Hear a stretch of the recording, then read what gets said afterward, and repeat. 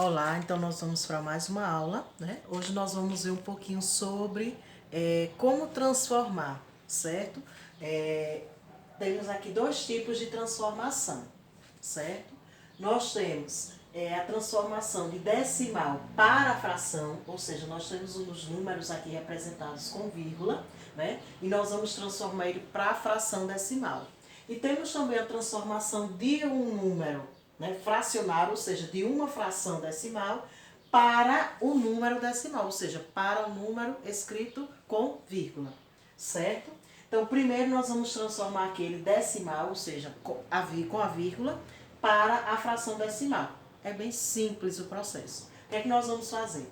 Se nós temos aqui o número, no caso aqui vamos fazer a leitura dele, nós temos 97 milésimos, ó.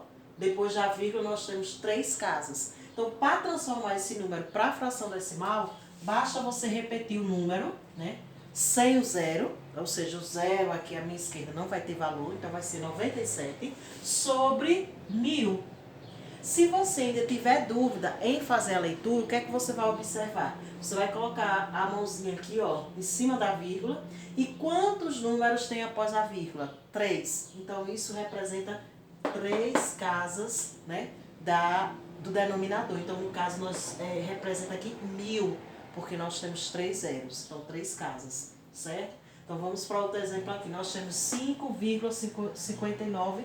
Fazendo a leitura desse número decimal, nós temos 5 inteiros e 59 centésimos, porque nós temos 2 números após a vírgula. Então, para transformar em fração decimal, você repete o número total. Então, 559. Olha como é simples. Repete o número inteiro, né, todo. E quem vai ficar no denominador? 10, 100 ou 1000. Vai depender de quantos números eu tenho após a vírgula. Se você não tiver dúvida em fazer essa leitura, né, que eu fiz a leitura agora há pouco, que foi 5 inteiros e 59 centésimos. Então, o que é que você vai fazer? Você coloca a mãozinha aqui em cima da vírgula. Quantos números tem após a vírgula? 2. Então, no caso, representa 2 zeros, então é centésimos. Simples.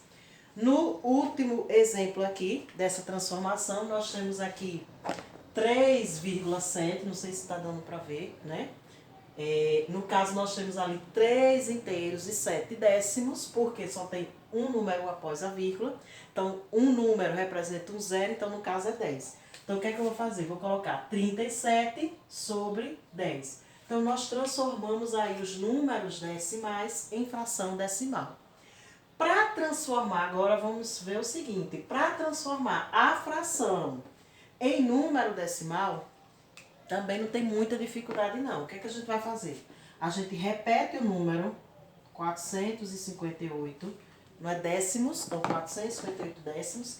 Então, 10, um zero. Então, a gente só vai pular uma casa da direita para a esquerda. Então, tá aqui, pulei para cá, então vai ficar 45,8, ou seja, 45 inteiros e 8 décimos.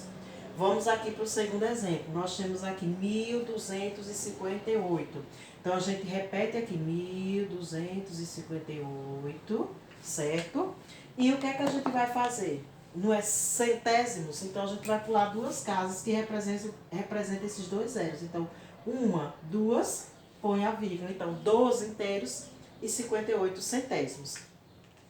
Para finalizar aqui, nós temos aqui 631 milésimos. Então, milésimos, no caso, 3 casas, né? 3 zeros representam 3 casas. Então, o que é que a gente vai fazer? Repete o número 631 e vai pular da direita para a esquerda, vai contar 3 casas. 1, 2, 3. Então, vírgula, 0. Então, nós transformamos aqui, certo? Esses números fracionários, ou seja, a fração decimal, nós transformamos em números decimais, ou seja, números representados através, ou seja, com a vírgula, certo? Então, vamos praticar agora.